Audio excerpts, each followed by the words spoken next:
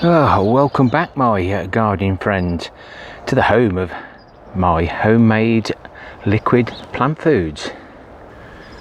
So these barrels contain some manure runoff. That's manure that's put into a container and all the juice is collected.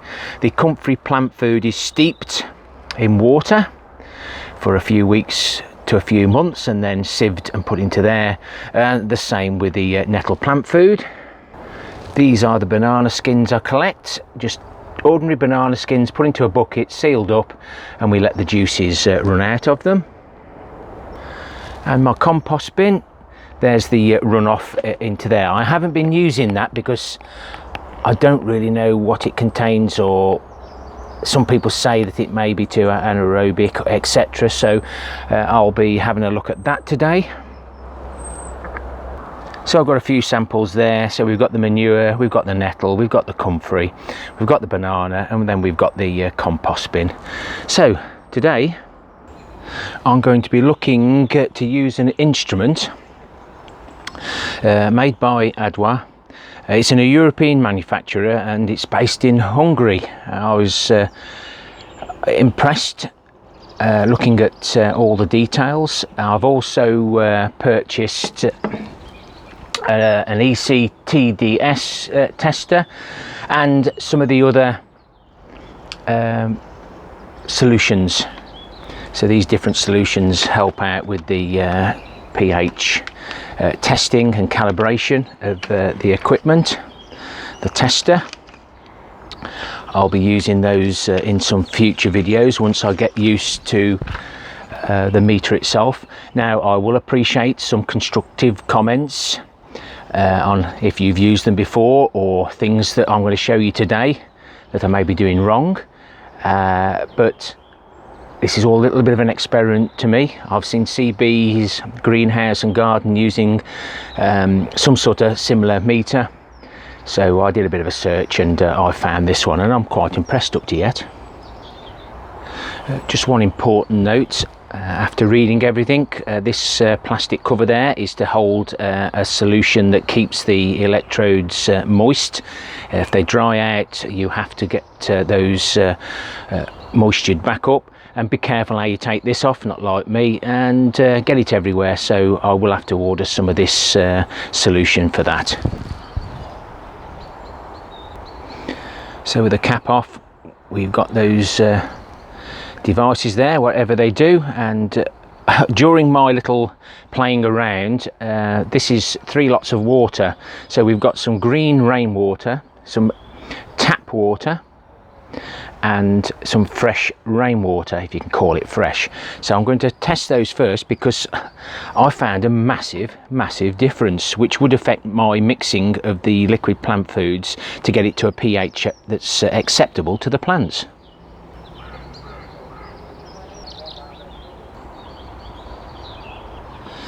So let's get this switched on.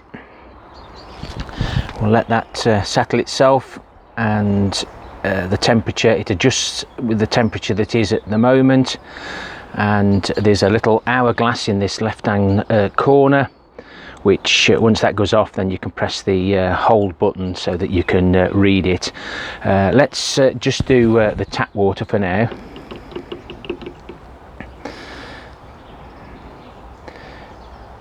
We're just waiting for that hourglass to disappear.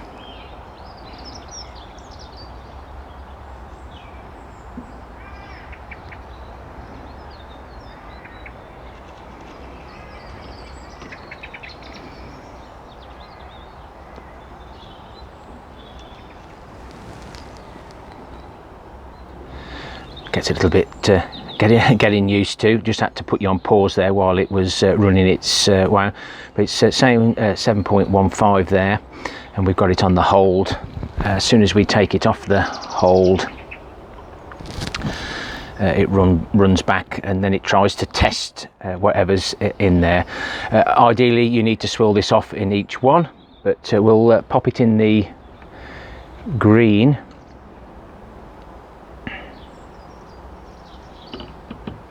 Just have to give it a bit of a rattle about just to make sure we get any air bubbles out. I'll give you a close-up of the hourglass and the next one. It disappears. Press hold. And there we have, so that's a 9.10. I'll just give that a quick swirl off in that there. For now, I'm going to set you up again, just a little bit closer, and in case you would like to use this same product as I do, then I've listed the links in the description below. I say I'm quite impressed with it, so I'd if you want to go and have a search and have a look, by all means do. Now I'm having to use my body to shelter the keep the light away. Let's just give it a bit of a rattle about, and hopefully, you see now I've moved it.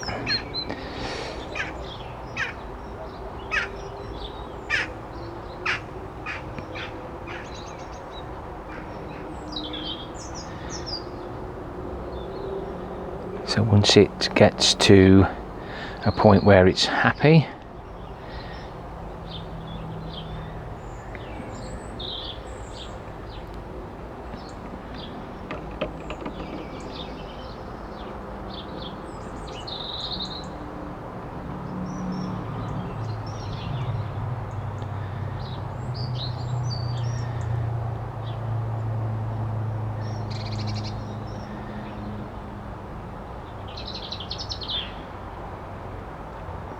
the hourglass goes off, we pop it on hold.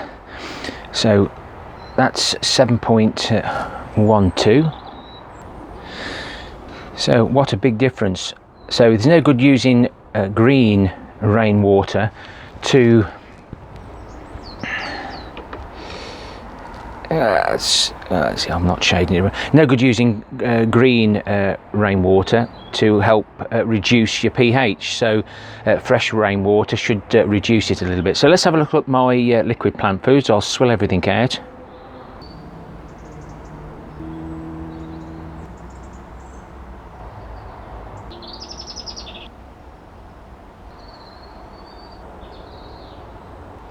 So first of all, we're going to try the compost bin, and I'll come back to you when it's settled. 8.83 into the banana, and again I'll bring you back shortly. Let's come back at 7.13 onto the comfrey, and it's just stopped at 8.55. Onto the nettle plant food, and that's suddenly stopped at 9. Right, we're into the manure, and again that's just suddenly stopped at 8.60. If you don't put it on hold, it'll start calibrating again. So those are the results from the raw materials. Now when we do comfrey, when we manure is what it is, but it just depends what's in the manure and how much liquid's in the manure as to what you actually get. So it's always changing. So this will be a good little experiment for me, and what I'm going to do now is clear the table. We're going to stick with comfrey, and we're going to see if we can reduce the pH.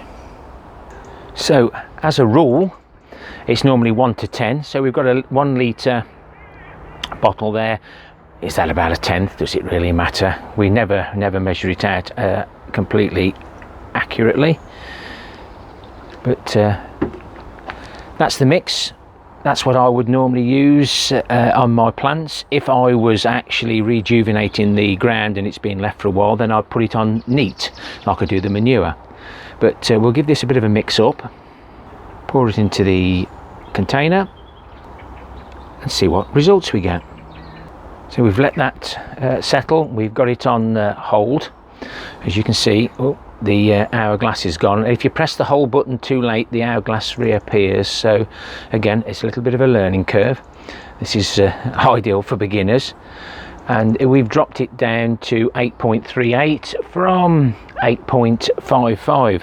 So even though we mix it in water as a dilution, we don't lose a great deal of pH. I have messed about putting lime in, and which increased it.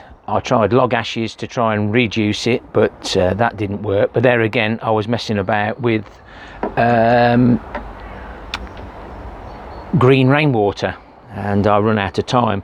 So we'll take it off hold. We'll just press to off. You do get quite a few hours life in these. I'll just dry that off a little bit. I'll pop back on the protection to stop that from drying out, but I do need a little bit more liquid there. That was my fault, but I'll have to, I didn't get any of that, so I'll just need to get some of that solution that protects the electrodes. And those electrodes are easy to change. If you need to change the electrode, then you need to recalibrate. I showed you the solutions earlier for that, and I'll be doing a separate video, but I think you get the gist. Like I say, if you would like to try or look at this product, the links are in the description below. But while my back's been playing up, I've enjoyed having a little play with that, and I will do more so.